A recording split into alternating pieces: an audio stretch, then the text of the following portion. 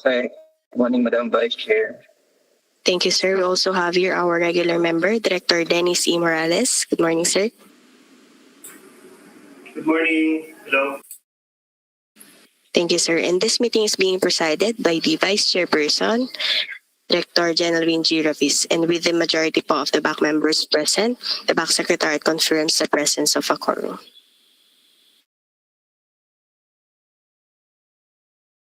With your permission po, Madam Vice Chair, would like to present the agenda for today's meeting, please. Please proceed, Michelle. Thank you. Thank you po, Madam Vice Chair. For today's meeting, we have two items on the agenda. First is the pre-bid conference for the project provision of internet access via low Earth orbit satellites PIALEOS for NCR public markets with an approved budget for the contract of 5,873,280 pesos, and the target action po is for bid clarifications and issuance po of the supplemental bid bulletin, if any. And for the last item, the pre-procurement conference for the project Geostationary Earth Orbit Geo Satellite Connectivity Initiative for Coastal Areas with an approved budget for the contract of 257,984,000 pesos. And this is for the review and approval of the back members. And we have the same end user po for the two agenda for today. With that po, may we respectfully request the approval of the back members on the presented agenda, please. Motion to approve today's agenda, Madam Vice Chair. Thank you, Director Dennis. May I hear the second?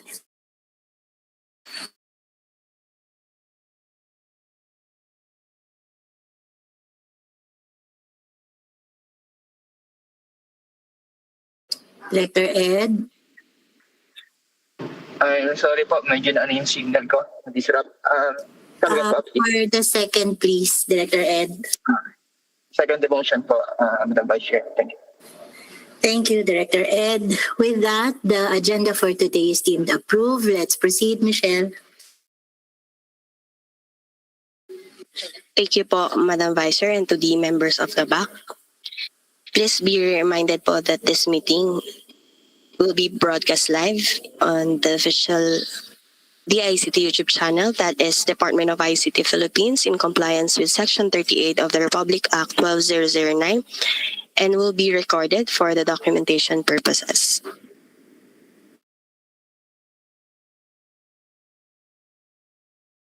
With your permission po, Madam Vice Chair, may we respectfully request to admit the prospective bidder. We have a lone prospective bidder in today's meeting, and the technical working group and other end user representative who are in the waiting room.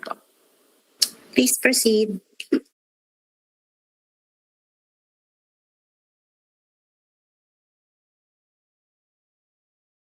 You may proceed, Michelle. Thank you. Thank you po, Madam Vice Chair.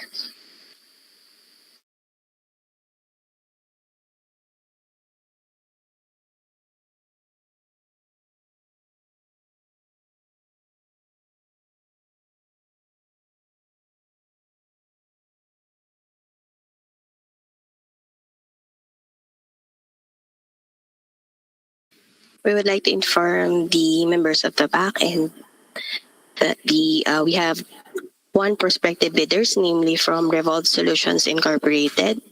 May we kindly request the representative from Revolve to kindly introduce yourselves here in the meeting room, please.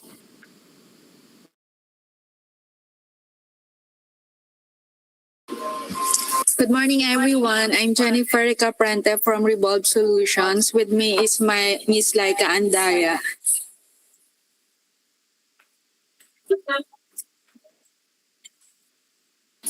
Thank you po, Ms.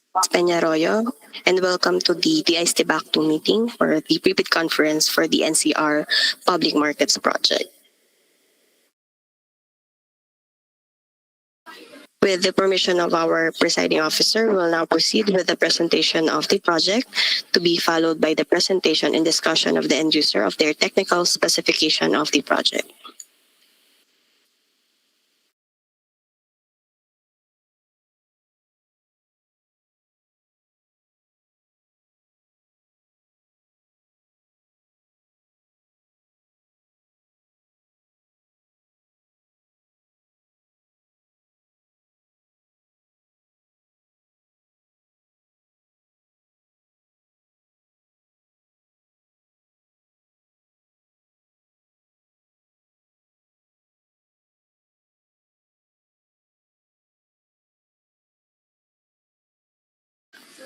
So I'll be presenting the project details.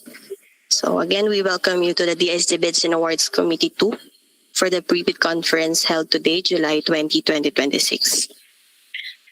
The DICT now invites bids for the project provision of internet access via low Earth orbit satellites, PIALEOS, for NCR public markets with bid reference number DICT-2026-052 with an approved budget for the contract of 5,873,280 pesos. For the points of discussion, we have the following: the project details, house rules, schedule of activities, instruction to bidders, checklist of technical and financial documents, two-envelope system and proper sealing and markings, bid data sheet, technical specifications, forms, post-qualification documents, reminders to bidders. For the project details, the invitation to bid for the project was posted on July 11, 2026 on the following: the modernized PhilJobs website, the ICT website, e-procurement website, the ICT bulletin board, the ICT official Facebook page, and the invitation to observers for the pre-bid conference were sent on July 14, 2026 to the following: to the Commission on Audit, Chief Information Officers Forum Foundations Incorporated, Institute of Electronics Engineers of the Philippines Incorporated, and lastly to the Philippine Computer Society. However, no one is able to attend this meeting. Please be informed that the provisional member and user representative to the DICT BAC2 for this project is Director Edgar M. Navarro. Again, just to reiterate po, the prospective bidder which registered for today's pre-bid conference is from Revolve Solutions Incorporated. For the house rules, everyone is encouraged to make clarification, identify name and company before raising a question, limit questions to detailed of the procurement at hand. For the invitation to bid, the DICT BAC shall award the contract to the bidder with the lowest calculated and responsive bid. For the instructions to bidder, bidding requirements, the bidding for the project shall be governed by all the provisions of RA 12009. Any amendments made to the IRR and other GPPB issuances shall be applicable only to the ongoing posting advertisement or IB by the BAC through the issuance of a supplemental or bid bulletin. The bidder, by the act of submitting its bid, shall be deemed to have verified and accepted the general requirements for this project, including other factors that may affect the cost, duration, and execution or implementation of the contract, project, or work, and examine all instructions, forms, terms, and project requirements in the bidding documents. Corrupt, fraudulent, collusive, and coercive practices, the procuring entity as well as the bidders and suppliers shall observe the highest standard of ethics during the procurement and execution of the contract. They or through an agent shall not engage in corrupt, fraudulent, collusive, coercive, and obstructive practices defined under RA 12009 or other integrity violations in competing for the project. Conflict of interest, all bidders found to have conflicting interests shall be disqualified to participate in the procurement at hand without prejudice to the imposition of appropriate administrative, civil, and criminal sanction. All bidding documents shall be accompanied by an omnibus sworn statement of the bidder that is not related by consanguinity or affinity up to the third level to the whole procurement agent if engaged, the head of the project management office or the PMO, the end user or implementing unit, or any members of the Bids and Awards Committee, the technical working group, and the BAC Secretariat. The bidder shall also disclose the ultimate beneficial ownership of an entity. Failure to comply shall be ground for the automatic disqualification of the bid in consonance with Section 59 of the IRR. For eligible bidders, only bids of bidders found to be legally, technically, and financially capable will be evaluated. Foreign ownership limited to those allowed under the rules may participate in this project. For GOCCs may be eligible to participate only if they can establish that they are legally and financially autonomous, operate under commercial law, and are not attached agency of the procurement entity. The bidder must have completed within a period of 5 years from the submission of the bid unless a shorter period is indicated in the invitation to bid and bid data sheet, a single largest completed contract that is similar to the procurement project to be bid and whose value must be equivalent to at least 50% of the ABC adjusted to current prices using the Philippine Statistics Authority consumer price indices. The bidder must submit a computation of its net financial contracting capacity, which must be at least equal to the ABC to be bid. For subcontracting is not allowed. For clarification and amendments of bidding documents, requests for clarification should be formalized, addressed, and emailed to the BAC Secretariat at bac.secretariat@pict.gov.ph. The deadline for the request for clarification is on July 24, 2026 at 4 p.m.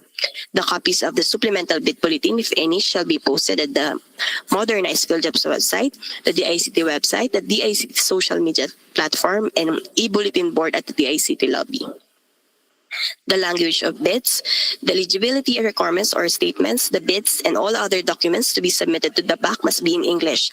If the eligibility requirements or statements, the bids, and all other documents submitted to the BAC are in foreign language other than English, it must be accompanied by a translation of the documents in English.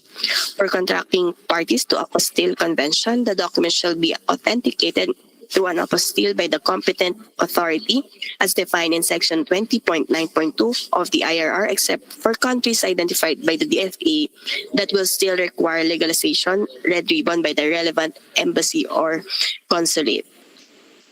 For contracting parties to the apostille convention, the document shall be authenticated through an apostille by the competent authority as defined in Section 20.9.2 of the IRR, except for countries identified by the DFA that will still require legalization, red ribbon by relevant embassy or consulate. For the checklist of technical and financial documents, for the technical component envelope, this includes the PhilJobs certificate of registration, platinum membership. Second is the statement of the bidder's single largest completed contract, similar to the contract to be bid, except under conditions provided for in Section 52.4.1.3. IRR of RA 12009 within the relevant period as provided in the bidding documents.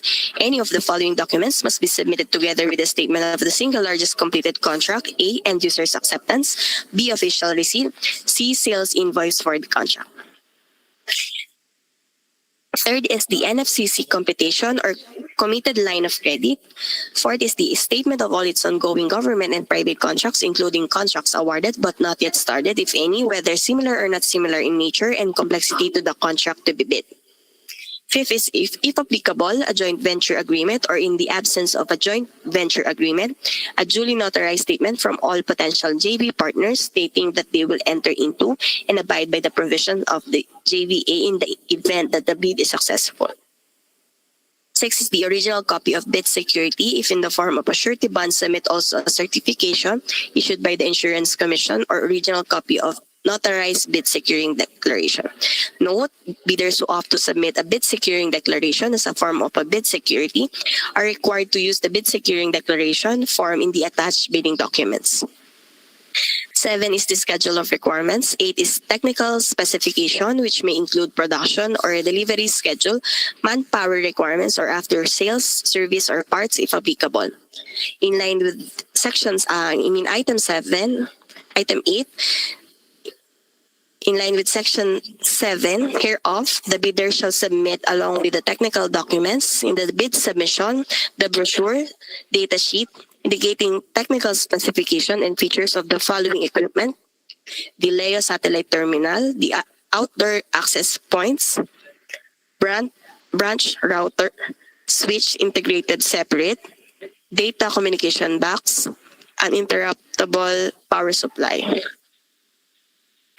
9 is the original duly signed omnibus sworn statement and if applicable, original notarized secretary certificate in case of a corporation, partnership, or cooperative, or original special power of attorney of all members of the joint venture, giving full power and authority to its officer to sign the OSS and do acts to represent the bidder. Number 10 is the 4 foreign bidders claiming eligibility by reason of their country's extension of reciprocal rights to Filipinos, a certification from the relevant government office of their country stating that Filipinos are allowed to participate in their government procurement activities for the same item or product. For the financial documents envelope, This includes the original of duly signed and accomplished financial bid form. Second is the original of duly signed and accomplished price schedule, and the certification from the DTI if the bidder claims preference as domestic bidder or domestic entity. For bid and payment currency, payment of the contract price shall be made in Philippine peso. For bid price, use the proper form for goods offered from within the Philippines or goods offered from abroad indicating the price schedule. For bid validity, bids shall remain valid for the period specified in the bid data sheet, which shall not exceed 120 calendar days from the date of the opening of bids. Bid security, all bids must be accompanied by a bid security in any of the acceptable forms and in the amount stated in the BDS. For format and signing of bids, bidders shall submit their bids through their duly authorized representative using the appropriate forms provided in Section 8 Philippine Bidding Documents Related Forms on or before the deadline specified in ITB Clause 19 in two separate sealed bid envelopes. Forms as mentioned in ITB Clause 17.1 be completed without any alteration to their format. No substitute form shall be accepted. Each and every page of the bid form, including the price schedule under Section 8, shall be signed by the duly authorized representative of the bidder. Failure to do so shall be a ground for the rejection of the bid. Any insertion, erasures, or overwriting shall be valid only if they are signed or initialed by the duly authorized representative of the bidder. For the sealing and marking of bids, so we have the mother envelope, the bid. This includes the technical component and the financial component. Inside the technical component are three separate envelopes labeled as technical component original copy, duplicate copy, and a triplicate copy. And inside the financial component are three separate envelopes labeled as financial component original copy, duplicate copy, and triplicate copy. So for this should be addressed to the Department of Information and Communications Technology from name of bidder in capital letters, address of bidder in capital letters, project provision of internet access via low Earth orbit satellite, PIALEOS for NCR public markets. Bid reference number is DICT-2026-052. In capital letters, indicate the praise do not open before August 3, 2026 at 1:30 p.m. For the copies, each bidder shall submit one original and two copies of the required documents.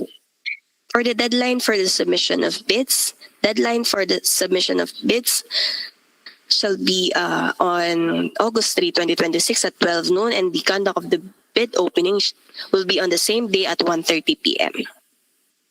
For the bid evaluation, reminding bidders to kindly break down all the costs of taxes pursuant to Section 61.2.2 of IRR of RA 12009, to which all bidders shall be required to include the cost of all taxes such as but not limited to value-added tax, income tax, local taxes, and other fiscal levies or duties which shall be itemized in the bid form and reflected in the detailed estimates. Such bids, including said taxes, shall be the basis for bid evaluation and comparison. Members of the BAC, its staff and personnel, Secretariat and Technical Working Group, as well as observers, are prohibited from making or accepting any communication with any bidder regarding the evaluation of their business until the issuance of the notice of award. However, the BAC through its secretariat may ask the bidder in writing for clarification of its bid. All responses to requests for clarification shall be in writing. For the opening and preliminary examination of bids, the manner of opening of the bids for goods shall depend on the award criterion to be adopted. For LCRB and NERB, the BAC shall open the technical and financial proposal on the same day. For the bid data sheet, contracts similar to the project shall be similar nature shall be contracts pertaining to the supply, installation, configuration, commissioning, management, maintenance, and support of the nationwide coverage of low Earth orbit satellite internet system. Should have been completed within the last 5 years prior to the deadline for the submission and receipt of bids, and whose value is at least 50% of the APC. For the bid security shall be in the form of a bid securing declaration or any of the following forms and amounts. For the bank draft guarantee or irrevocable letter of credit and surety bond, the amount should be 293,664 pesos. For the post-qualification documents, the bidder within 5 calendar days from receipt of the notice from BAC that is submitted the lowest calculated bid, the MIAB or MAB shall submit all the eligibility documents supporting its PhilJobs certificate of registration, platinum membership, and its latest and business tax return filed for the preceding quarter, which not be earlier than 2 quarters from the date of submission and receipt of bids, and other appropriate licenses and permits required by law and stated in the bid data sheet. For the forms, we have the schedule of requirements, technical specification, bid form, price schedule for goods offered from abroad, price schedule for goods offered from within the Philippines, bid securing declaration, omnibus warrant statement, performance securing declaration. So presented on your screen is the form for the bid form. Price schedule for goods offered from within the Philippines, price schedule for goods offered from abroad, the bid securing declaration form, the omnibus warrant statement form, the schedule of requirements. For the reminders to bidders, the clock at the 19th floor, Studio 7, using the Philippine Standard Time is the official reference time during submission and receipt of bids. A member of the BAC Secretariat will be assigned to receive the bid documents at the 19th floor, Studio 7 lobby, and shall stamp this as received. Bidders are reminded that entry inside the DICT premises is subject to the safety in place and processing of payment for the bidding documents prior to the submission of the actual bid offer may take time. Presence in the DICT premises does not constitute submission on time, which shall refer to the actual handover of the bid proposal to the authorized personnel of the BAC Secretariat. Again, the request for clarification should be formalized, addressed, and emailed to the BAC Secretariat at bac.secretariat@dict.gov.ph. Deadline for the request for clarification is on July 24, 2026 at 4 p.m. Copies of the supplemental bid bulletin, if any, shall be posted at the modernized PhilJobs website, the DICT website, DICT social media platform, and e-bulletin board at the DICT lobby. So we'll be discussing the common causes of ineligibility and disqualification. Invalid PhilJobs certificate and underlying supporting documents pursuant to Section 20.2.9.1 of IRR of RA 12009. All Class A eligibility documents indicated in Annex A of the PhilJobs registration certificate, platinum membership, must be current, valid, and updated at the time of bid submission. The failure by the prospective bidder to update its certificate with the current and updated Class A eligibility documents shall result in the automatic suspension of the validity of its certificate until such time that all of the expired Class A eligibility documents has been updated. Thus, prospective bidders are required to update their PhilJobs registration certificates prior to the submission of their bids.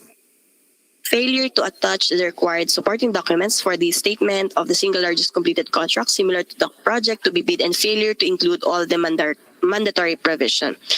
The submission of unsigned documents, submission of audited financial statement without stamp received of the BIR. If an AFS was filed and paid through an electronic filing and payment system, there is no need for the stamp receipt of the BIR. Instead, bidders must submit their proof of AFS e-submission, that is BIR's email confirmation receipt of returns, documents with its filing reference number, transaction code. Failure to submit the bid securing declaration in the prescribed format attached in the bidding documents. Failure to submit bid securing declaration and omnibus warrant stated without a jurat as required in the form provided in the bidding documents pursuant to the latest rules on notarial practice. Failure to indicate compliance in the technical specification and to attach proof of compliance if applicable. For submission of bids through courier service, bidders are reminded that the courier service personnel must submit the bid proposal to a personnel of the BAC Secretariat Division at the office address provided. Bid submission proposal left by the courier service personnel at the lobby guard or any other personnel or staff aside from the authorized BAC Secretariat personnel will not be considered submitted for purposes of bid opening. the responsibility to ensure that the courier service personnel submit the bid proposal to the authorized back secretariat personnel is the sole responsibility of the prospective bidder. We'll now present po the e-proc video guide for bidders.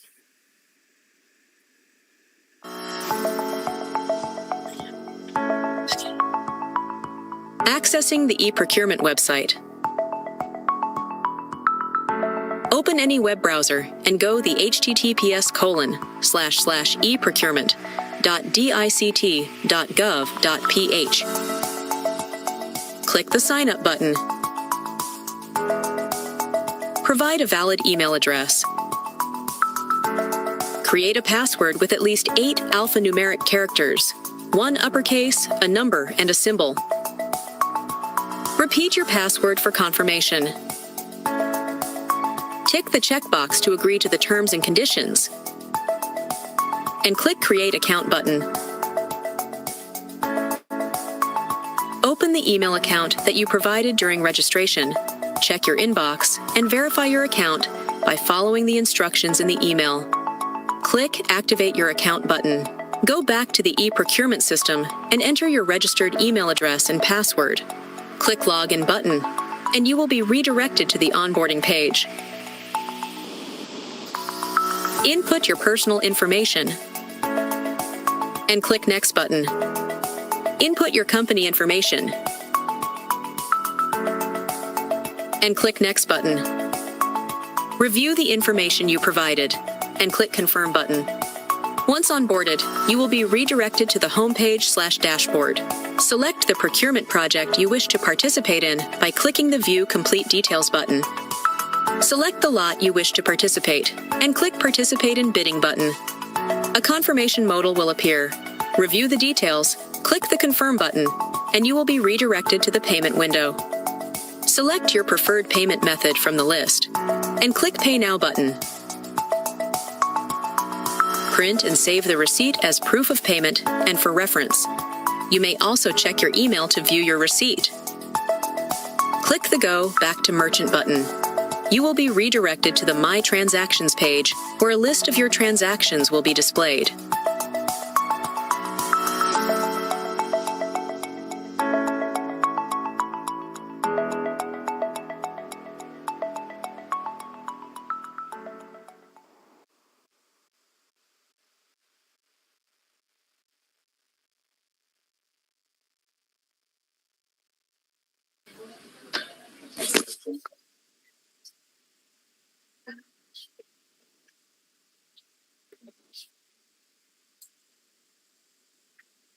Madam Vice Chair, we will now proceed with the presentation of the technical specification to be presented by the end user.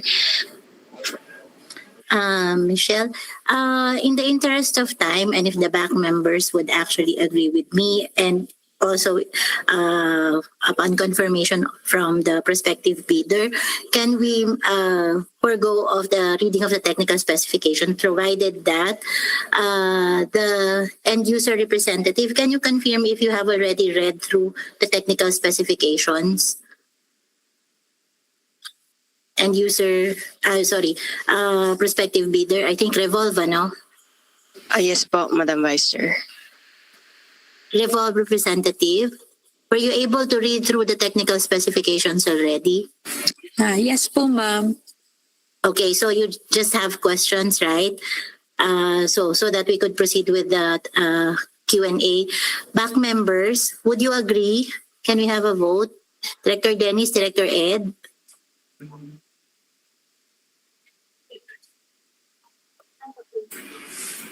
Agree, Madam Vice Chair. Thank you, Director Dennis. How about Director Ed? Agree, Madam Vice Chair. Thank you, Director Ed. Michelle, can we go directly to the Q&A from the prospective bidder for clarifications, since they have already read through the technical specifications? Thank you.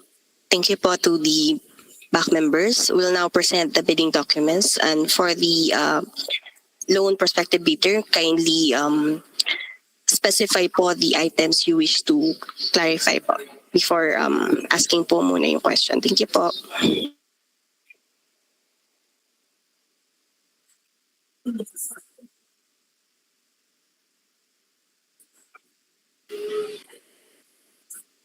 The floor is now open po for clarification po from our loan prospective bidder. Thank you po.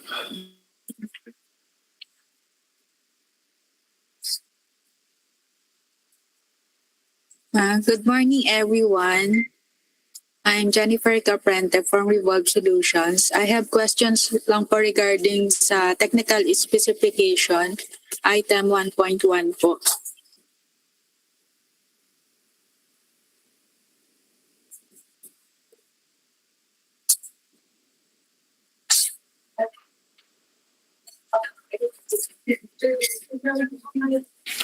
Go ahead, ma'am. Yeah. My question po is regarding the requirements po sa Leosat terminal.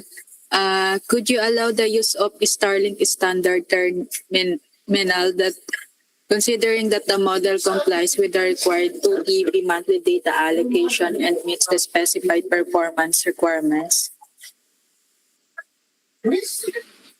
Maybe respectfully request the response of our end user, please.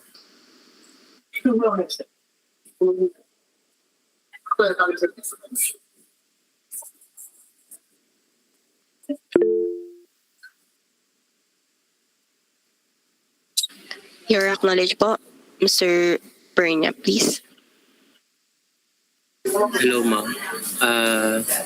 Regarding this matter, it's for further discussion po. We, the team, as requested, the same request is was being raised during the other projects pre-bid. So we'll further discuss po, and we'll address it through SBB po. Thank you po. Thank you, sir. Thank you, sir. Another question po, item 2.1.5.3 po. Sa technical specification po ng UPS, I would like to request po sana to relax the specification at least 4 times NEMA 5-15R. Can we request to make it universal socket with surge protection? I'm sorry, 2.1.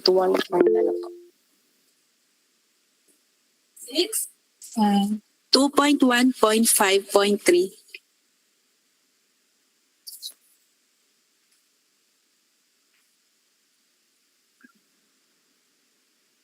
May we respectfully request po the response of our end user, please.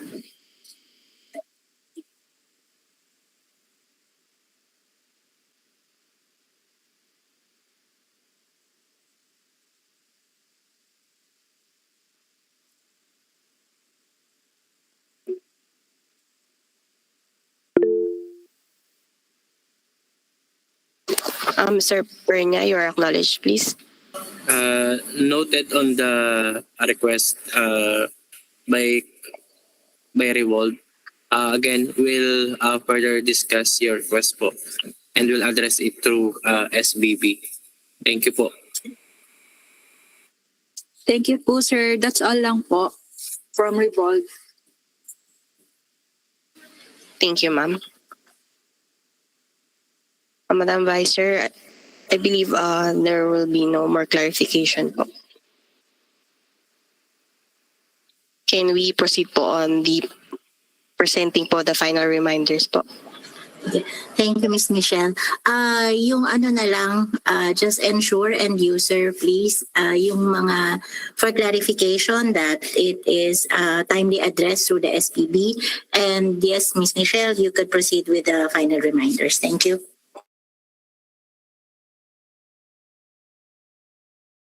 Copy po, Madam Vice Chair.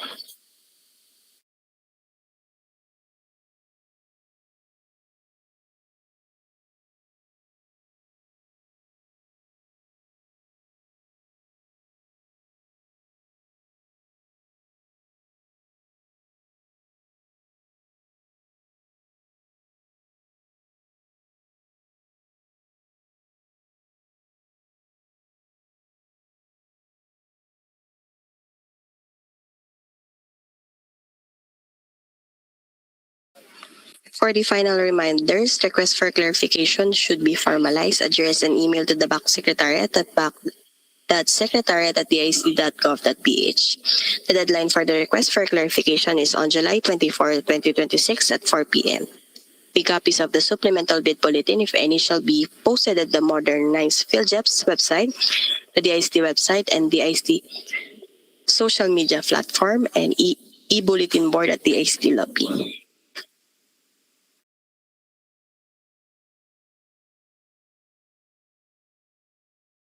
Madam Vice Chair, with no other matters to be discussed for this particular project, you may now suspend this meeting. Thank you po. Okay, let's suspend the meeting first. And what time do we meet again, Michelle? 1:30 po, Madam Vice Chair. And let's reconvene on 1:30. Thank you everybody for your participation. Thank you po. Thank you to the known prospective bidders, to the end user, and to the back members. Thank you po. Thank you. Thank you, everyone.